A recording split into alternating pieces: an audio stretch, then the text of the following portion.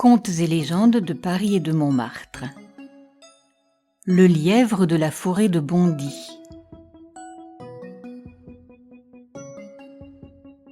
Au temps où les bêtes parlaient, non, c'était bien plus tard que cela, puisque c'est précisément parce qu'elles ne parlaient pas que ces choses arrivèrent.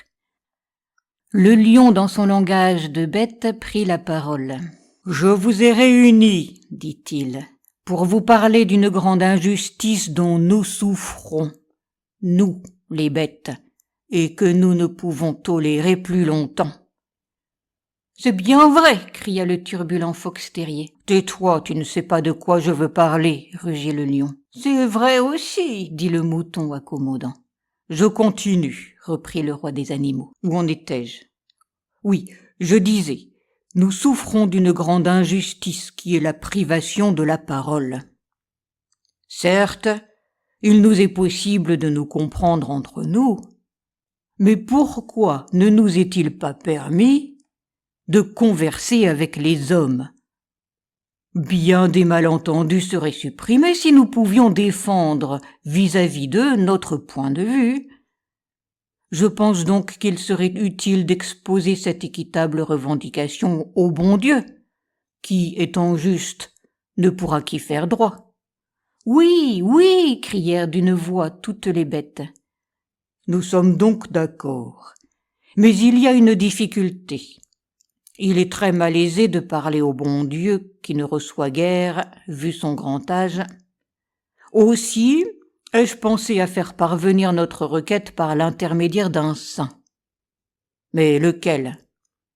Chacun avait un grand saint à proposer. Il n'y eut que saint Hubert, patron des chasseurs, dont on ne parla point. « Vous manquez tout à fait d'imagination, déclara le lion. Vous proposez tous des saints très connus, partant très occupés, qui feront fi de nos modestes personnes. Je suis d'avis de nous adresser à un bienheureux moins important, ayant force loisir et qui sera satisfait d'avoir quelque chose à faire. J'ai songé à Saint-Aignan, un excellent évêque d'Orléans. »« C'est bien giboyeux par là, remarqua le lapin, et si par hasard il était chasseur, je me suis informé, dit le président avec autorité.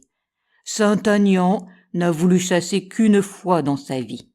Il entendait chasser les Huns de la Gaule, et encore s'est-il adressé pour cet office à un général romain, Aetius. » Jeannot Lapin poussa un soupir de soulagement. « C'est à lui qu'il faut nous adresser, » conclut le lion. Voilà pourquoi peu après, une députation partait pour le paradis. Elle était composée du perroquet qui déjà savait un rudiment du langage des hommes, du singe qui leur ressemble tellement, du chat rusé et du renard prudent. On écarta le cheval qui ne voulait parler qu'anglais.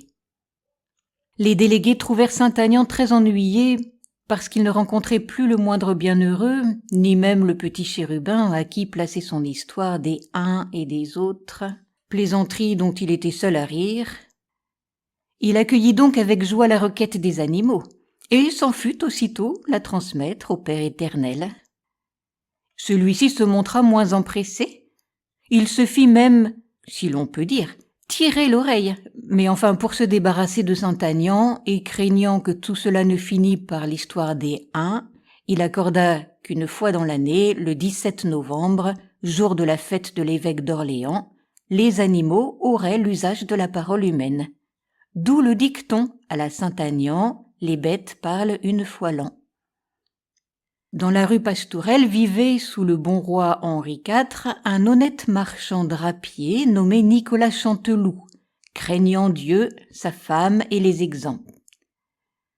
Paisible et tranquille, il avait pourtant une passion malencontreuse à l'époque, celle de la chasse.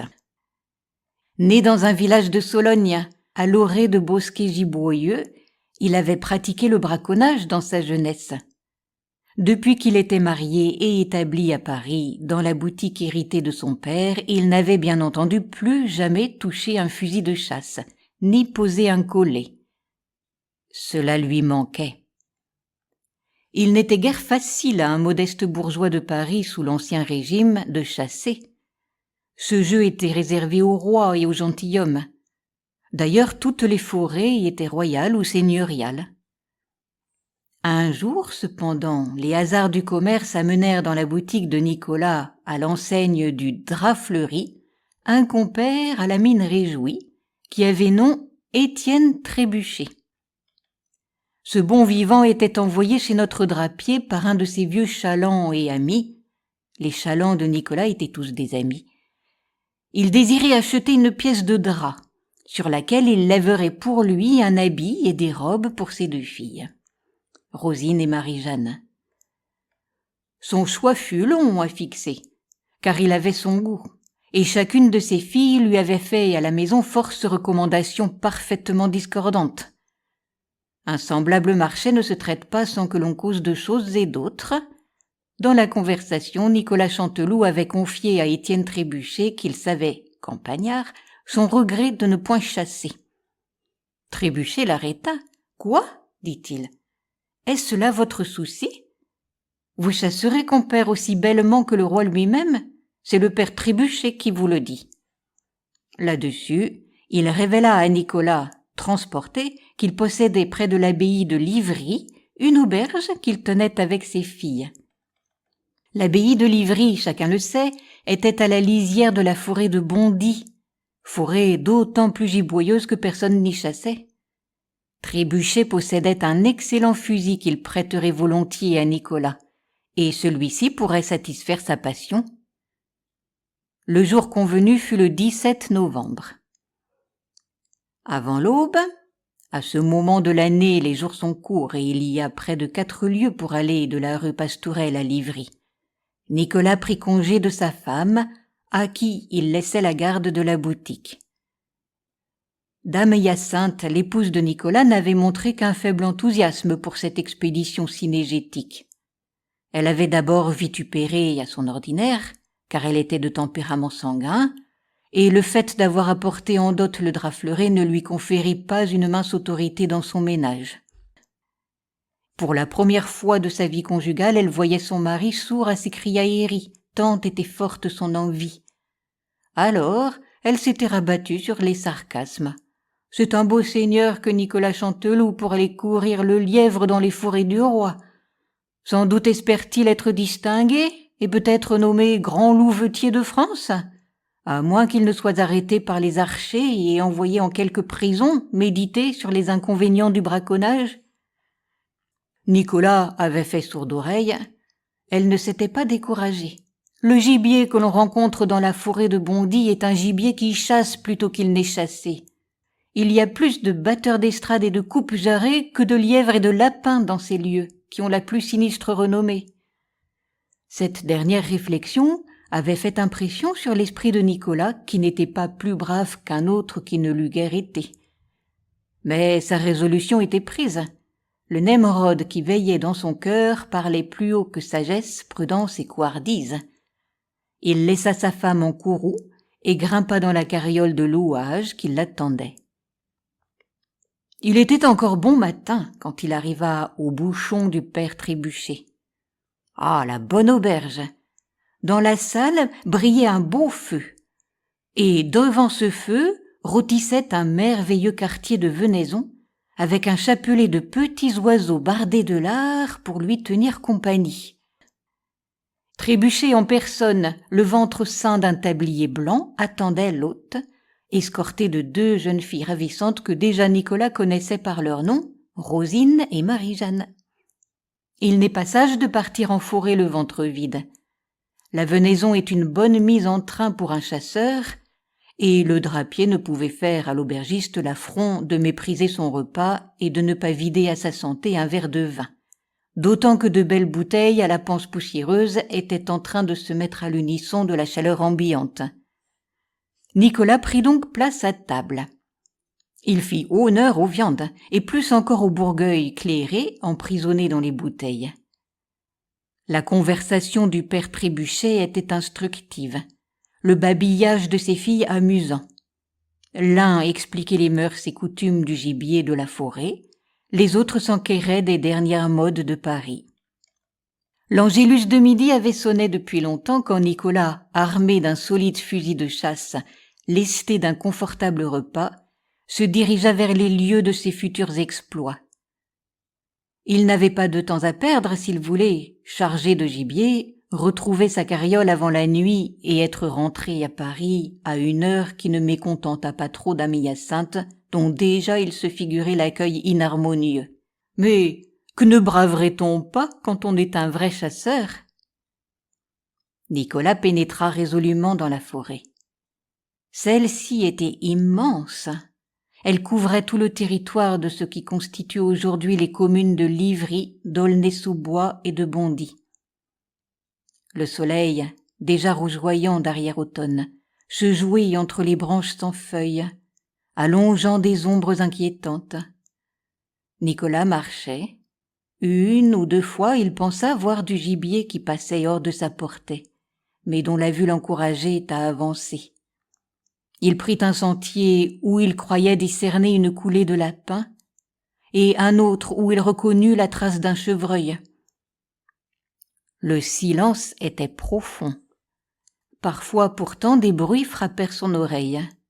Peut-être était-ce le vent, peut-être le piétinement d'un gros gibier. Mais Nicolas ne pouvait s'empêcher de songer à tout ce que l'on disait de la forêt de Bondy, des brigands qui s'y cachaient, n'en sortant que pour faire de mauvais coups. Le lieu était, chacun le répétait, un véritable coupe-gorge. Soudain, Nicolas s'arrêta. La nuit tombait.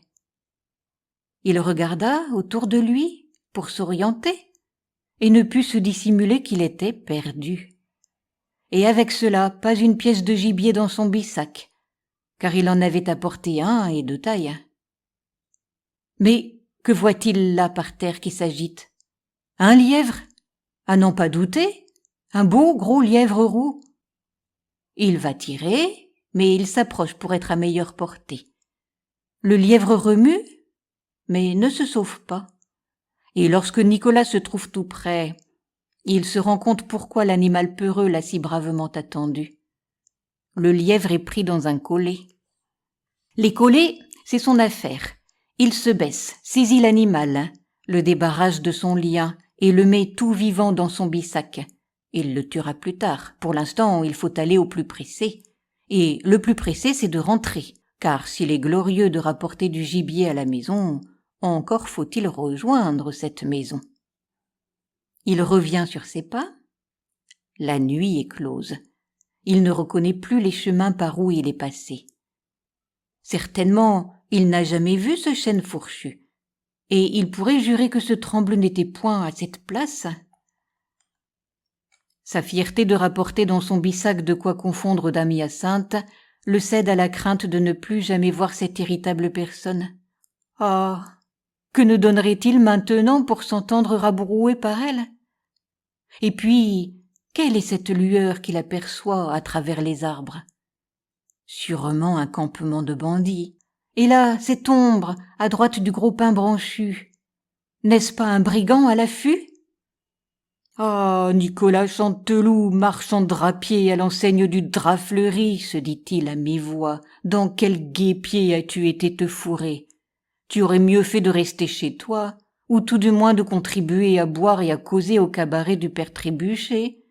Tu aurais déjà repris ta carriole, et dans 2 heures tu serais à Paris au coin de ton feu. Il marche toujours, et plus il marche, plus il se sent perdu. Soudain, de derrière lui, il s'entend appeler par une petite voix très douce à l'accent indéfinissable. « Nicolas ! Nicolas !» dit cette voix. Le chasseur se retourne. Qui donc le connaît ici ? Qui peut l'appeler par son nom ? « Qui va là ?» dit-il en donnant à sa voix un accent décidé pour le cas où il serait en présence d'un bandit poltron. Il y en a, mais point insolente cependant, car on peut avoir affaire à un brigand susceptible. « Nicolas ! Nicolas !» répète la voix. La perplexité de Nicolas est à son comble. « Qui va là ?» reprend-il sur un ton qui n'est plus assuré du tout. Alors, la petite voix murmure « Je suis le lièvre qui est dans ton bissac et qui s'y trouve très incommodément. » Nicolas est rassuré. Un lièvre, on en vient facilement à bout. Cependant, dans une situation désespérée, il ne faut rien négliger. C'est donc poliment qu'il répond « Oh, je m'excuse, messire lièvre, mais je dois te rapporter à dame Hyacinthe, mon épouse, pour lui prouver que j'ai été à la chasse et que je ne suis pas homme à revenir bredouille. » Le lièvre se met à rire, d'un drôle de petit rire saccadé. Et il dit « Si tu crois, Nicolas, que tu reverras ton épouse, c'est que tu n'aurais de bien fortes illusions. Tu es perdu, mon ami, bel et bien perdu. Tu tournes le dos à Paris et à l'auberge du père Trébuchet. En plus, tu vas vers la partie la plus dangereuse de la forêt, là où campent les plus cruels brigands, et qui n'hésiteront pas à te tuer pour te voler. Mais je n'ai rien à voler. Tu as moi, je t'assure qu'ils estimeront qu'un lièvre vaut bien ta vie. Que faire, mon beau lièvre, que faire? Tu n'as qu'un parti à prendre, me délivrer de ton désagréable bissac, où je prends des crampes, et je te conduirai jusqu'à la route de l'abbaye de Livry. Là, tu auras vite fait de rejoindre ta carriole. Sinon, ou tu tomberas sur les brigands, et je ne donne pas cher de ta peau, ou tu parviendras à une maison de garde-chasse royaux, et c'est moi qui crierai « Nicolas a un lièvre dans son bissac, un lièvre qu'il a pris dans la forêt du roi. » D'un côté, la mort, de l'autre, la prison. « Hélas, hélas !» gémit le pauvre chasseur tout à fait dégoûté de la chasse. « Mais je te l'ai dit, » reprend le lièvre, « je consens à te sauver. Si tu me mets par terre, je n'ajoute qu'une condition, c'est que tu me jures de ne plus jamais de ta vie tuer de lièvre, ni en prendre au collet. »« Je le jure bien volontiers !» s'écrie Nicolas en prenant le lièvre par les oreilles. « Mais j'y songe, ajoute-t-il avant de le lâcher. Qu'est-ce qui me dit qu'une fois libre, tu ne m'abandonneras pas? Je te le promets, foi d'animal, dit le lièvre que Nicolas dépose doucement sur le sol. Délivré, le prisonnier s'étire, exécute un petit galop autour de Nicolas, secoue ses longues oreilles, mais ne fait pas mine de s'en aller. « En route !» dit-il bientôt. Tous deux, l'homme et la bête se mettent en marche. Le lièvre devant, l'homme derrière. Comme le lièvre va beaucoup plus vite que l'homme, il s'arrête de temps à autre pour l'attendre et grignote quelques plantes savoureuses. Ils ne parlent ni l'un ni l'autre. Nicolas a quelquefois de la peine à suivre son guide, qui pourtant évite les passages trop difficiles. Enfin, les arbres commencent à s'espacer, et tout à coup, au tournant d'une sente, Nicolas voit devant lui la campagne. À une courte distance s'estompe la masse sombre et imposante de l'abbaye. Tout auprès, une lumière clignotante et l'auberge du père Trébuchet. « Nous voici arrivés, dit le lièvre, tu es sauvé. Te souviendras-tu de ton serment ? » « Je le fais à nouveau, répond avec force le drapier. Tu m'as sauvé, je te remercie. Donnant, dit le lièvre. Mais soudain, toute la bizarrerie de l'histoire frappe Nicolas. Avant de nous séparer, mon beau sauveur, dit-il, permets-moi une question. Comment se fait-il que toi, lièvre, tu parles le langage des hommes ? Le lièvre se met à rire. Ne sommes-nous pas le 17 novembre, fête de Saint-Aignan ? Eh bien, demanda Nicolas, à qui ce détail n'explique rien. Eh bien, à la Saint-Aignan, les bêtes parlent une fois l'an. Là-dessus, le lièvre porte la main à sa tête, comme les militaires lorsqu'ils saluent, et regagne à grands bonds la forêt. Nicolas se hâte pour revenir à l'auberge du père Trébuchet. Il lui raconte son aventure en lui rendant son fusil. L'aubergiste rit à gorge déployée. Il répète l'histoire à ses filles accourues pour voir ce que rapporte le chasseur. Rosine et Marie-Jeanne se tiennent les côtes. Elles courent narrer le fait à leurs fiancés, deux jeunes garçons d'aulnay qui sont là pour faire leur cour. « Mais avec tout cela, vous êtes bredouille, compère, s'apitoie le bon Trébuchet. Que va dire dame Hyacinthe quand vous rentrerez au Drap-Fleuri ?» Nicolas ne pensait plus à ce détail. Il fait un geste navré. « Allons, Ne prenez pas cette tête d'enterrement. Voilà 2 beaux lapins et un perdreau rouge que je mets dans votre bissac et qui, eux, ne parleront pas car ils sont tués d'hier. » Tout joyeux, Nicolas monte dans la carriole et en arrivant tard dans la nuit à sa maison, il est accueilli par un long et sévère discours de son épouse. « À la Saint-Agnand, pense-t-il, il n'y a pas que les bêtes qui parlent. » Mais il a garde de faire part à l'irascible dame Hyacinthe de cette pensée irrespectueuse. Pendant ce temps, l'histoire du lièvre qui parle se propage dans la région de l'Ivry. Et depuis lors, dans l'Île-de-France, il est rare de rencontrer un chasseur de lièvres le 17 novembre, jour de la fête de Saint-Agnand. La forêt de Bondy n'existe plus, et ses brigands sont émigrés vers d'autres repères, mais le soir, dans les maisons de l'Ivry et d'Aulnay, on se raconte toujours volontiers la légende du lièvre de la forêt de Bondy.